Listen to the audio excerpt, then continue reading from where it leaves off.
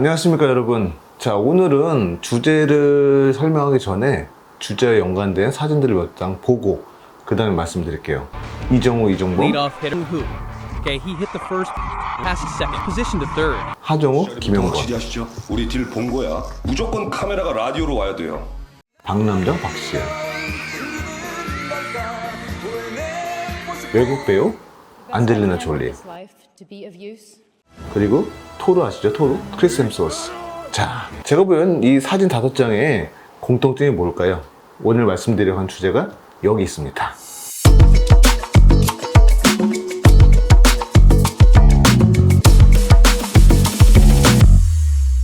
여러분들은 이 사진을 보시면서 어떤 공통점을 좀 떠올리셨나요?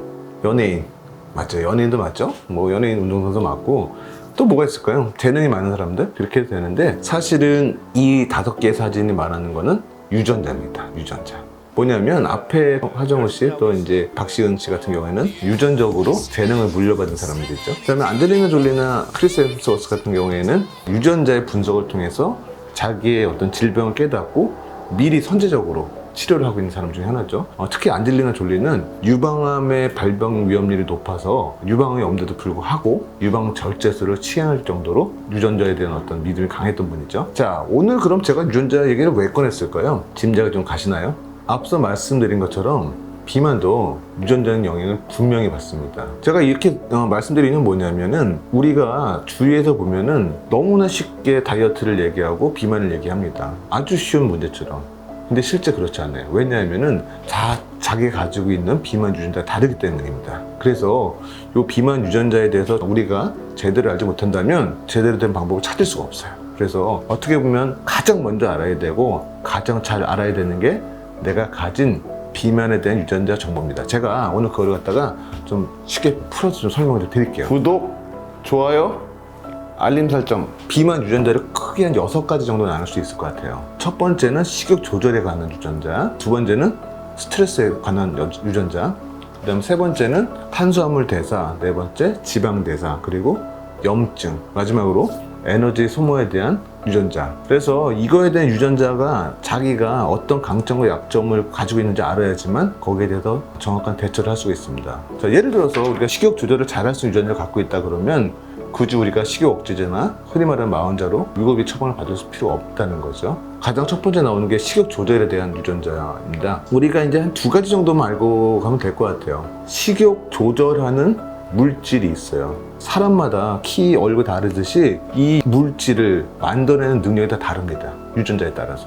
좀 쉽게 설명드리면 일단 요건 하나 알아두세요. 렙틴. 렙틴이라는 물질이 있는데, 이 물질은 뭐냐면은 우리가 배가 부르잖아요. 그러면 얘네들이 나와서 식욕 억제를 시켜주는 거예요. 근데 유전적으로 렙틴이 적게 나오거나 또는 기능적으로 문제가 생긴다 그러면 이 사람들은 다른 사람에 비해서 식욕 억제를 하기가 어렵습니다. 가끔씩 그런 분도 있어요. 먹는 걸 자제 못하시는 분들 보면 비난하는 사람 되게 많아요. 쟤 왜 저래? 저게 의지가 없나? 저러니까 뚱뚱하지. 뭐 이렇게 말씀하시는 분들이 있는데 그거 안 돼요. 그분들은 유전적으로 어느 정도 결함이 있다고 봐야 되는 겁니다. 그래서 도움이 좀 필요한 상태죠. 그리고 GLP-1이라는 게 있어요. 우리가 밥을 먹잖아요. GLP-1이라는 게 쓱 나와요. 나와서 뭐 하냐면, 야, 너 배부르니까 지금 식욕도 좀 떨어뜨려야 되고 위장근 운동도 좀 늦춰가지고 더 먹으면 안 돼. 배부르니까. 이렇게 하는 게 이제 GLP-1 유전자예요. 반대로 이게 부족하다 그러면 뭐예요? 배부름도 못 느끼고 또 소화도 잘 되는 거죠.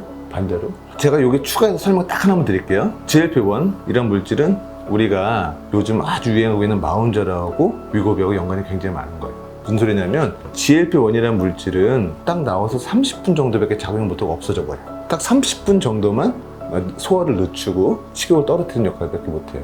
그래서 제약회사에서 이제 얘네들 갖다가 일주일 내내, 한 달 내내 작용할 수 있게 만든 게 마운저로 위고비입니다. 식욕 관련된 유전자는 가짜 식욕과 연관된 거라고 보시면 됩니다. 배가 부른데도 먹게 하고 배고픔을 잘 못 느끼게 하고, 그리고 두 번째는 이제 스트레스에 관한 유전자가 있는데 이거는 약간 도파민 레벨하고 좀 연결을 좀 지으시면 될 것 같아요. 그러니까 도파민 레벨이 좀 높아야 되는 사람들이 있어요. 스트레스를 받으면. 근데 그런 분들이 어떤 특성을 갖고 있냐면은 스트레스 받으면 밤에 먹는다거나 폭식을 한다거나 또는 자극적인 음식을 먹는다거나 이런 것들을 하게 된단 말이죠. 내가 먹고 싶지 않는데 즉각적인 보상을 위해서 자극적이고 탄수화물 먹는다거나 또 늦게 먹는다거나 아니면 많이 먹는다거나 이런 것들을 하게 되는 거예요. 그런 것들이 있을 때 우리가 폭식이나 자극적인 음식에 빠져들기 쉽다 라는 것만 아시면 될 것 같아요. 그리고 제가 앞에 말씀드린 두 개는 가짜 식욕과 연관이 있다. 그리고 유전자 중에서 어떻게 보면 가장 중요한 거예요, 식욕이. 자, 그 다음에 이제 세 개를 제가 묶어서 설명을 드려야 될 것 같은데, 탄수화물 대사, 그리고 지방 대사, 에너지 소비에 관한 유전자입니다. 그리고 탄수화물 대사라는 건 뭐냐면은 탄수화물을 먹는데 어떤 사람은 이걸 잘 소모시키고 어떤 분들은 이거를 잘 저장을 한다는 거예요. 탄수화물 대사 같은 거는 인슐린 저항성이라는 거하고 잘 연관이 돼요. 인슐린이 제대로 작용을 못한다고 생각하시면 됩니다. 어떻든 당을 어떻게 없애주고 해야 되는데 축적을 시키는 거죠, 지방으로. 그래서 인슐린 저항성과 관계된 어떤 유전자들이 좀 탄수화물 대사에 영향을 미친다라고 생각하시면 될 것 같아요. 지방 대사를 보면 FTO라는 유전자가 있습니다. 그래서 얘는 두 가지 크게 역할을 하는데, 지방을 잘 태울 수 있는지 잘 소비시킬 수 있는지 역할을 하고, 두 번째는 이제 그렐린이라는 물질을 분비해서 식욕 자체를 낮춰주는 역할을 하죠, FTO 유전자가. 그래서 이 유전자가 기능이 떨어지거나 또는 많이 나와도 기능 못하게 되면 마찬가지로 에너지 대사가 제대로 되지 않기 때문에 지방에 쌓여 칼로리가 쌓이는 거죠. 마지막으로 에너지 대사를 보면은 일단 기본적으로 에너지 소비 자체를 줄이는 유전자가 있고요. 두 번째는 클락이라는 유전자가 있는데, 이 유전자는 잠하고도 연관이 있어요. 우리 낮에 배고프고 밤에 자야 되잖아요. 근데 얘가 유전자 무상이 생기면 어떤 일이 생기냐면, 정상적인 시간에 식욕이 오는 게 아니라 밤 늦게 식욕이 돌게 되는 거예요. 그래서 에너지 소비 측면에서 굉장히 불리하게 되는 거죠. 5개 정도 살펴봤는데요. 마지막으로 가장 중요한 게 있습니다. 염증에 관한 대사도 비만에 큰 영향을 미칩니다. 요거는 조금 제가 설명을 좀 쉽게 좀 해볼까요?